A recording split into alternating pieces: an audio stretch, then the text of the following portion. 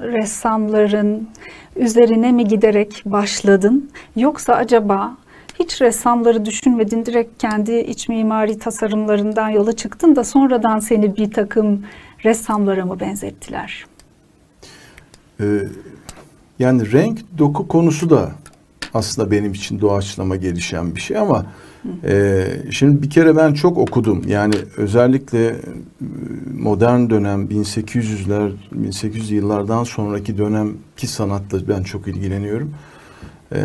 Aslında modern sanatın da bir nevi 1839'daki fotoğraf makinesinin bulunduktan sonra sanatçının artık fotoğraf makinesi görevi gören görevinden sıyrılıp artık tamamen kendisi bir ağacı nasıl görmek istiyorsa öyle çizdiğini, bu işte Cézanne'la başladığı her zaman şey yapılır, söylenir ki doğrudur aslında ama şöyle bir şey var.